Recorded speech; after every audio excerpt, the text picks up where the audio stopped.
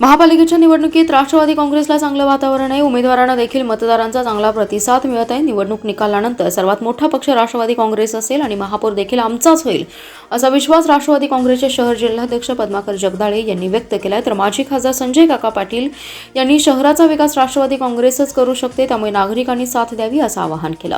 मिरज शहरातील प्रभाग क्रमांक 3 मध्ये राष्ट्रवादी काँग्रेस आणि शिवसेना पक्षाच्या उमेदवारांच्या प्रचारार्थ प्रभागातून पदयात्रा काढण्यात आली।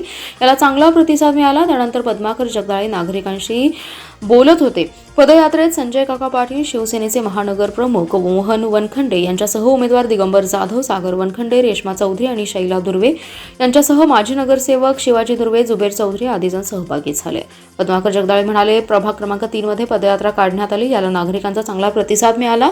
या प्रभागातून राष्ट्रवादी काँग्रेसचे 3 तर शिवसेनेचा 1 उमेदवार विजयी होण्यात काहीही अडचण नाही। महापालिकेच्या निवडणुकीसाठी गेल्या 8 दिवसांपासून प्रचार सुरू आहे। मिरजेत उपमुख्यमंत्री अजितदादा पवार यांची सभा झाली होती, त्यामुळे राष्ट्रवादीमय वातावरण झालं। राष्ट्रवादीचे उमेदवार हे जनसंपर्कातील उमेदवार आहे। अनेक माजी नगरसेवक आहेत। प्रभागात केलेल्या विकास कामांच्या जोरात हे मते मागतायत। शिवाय महापौर देखील राष्ट्रवादीचाच होणार असल्याचा विश्वास जगदाळे यांनी व्यक्त केलाय। आता आम्ही प्रभाग 3 मध्ये आहे। हे पॅनेल घड्याळ आणि 1 वनखंडे सरांचे चिरंजीव सागर असं धनुष्यबाण घेऊन ही 4 उमेदवार उभारलेत।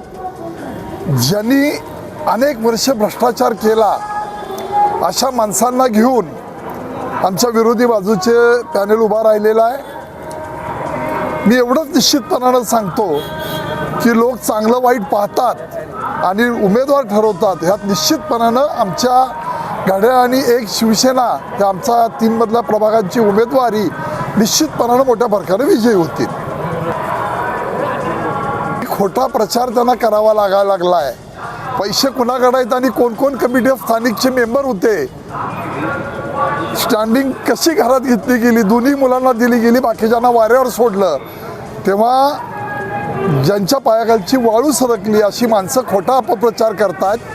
दिगंबर असतील, शिवाजीराव असतील, त्यांच्या मंडळी इकडं चौधरी असतील आणि इकडं वनखंडे असतील, अतिशय प्रामाणिकपणानं काम करणारी माणसं आहेत आणि खोटे नाटे आरोप करायची वेळ केव्हा येते की आपल्या पायाखालची वाळू सरकल्यावर, तेव्हा अशी माणसं जनता ओळखून आहे।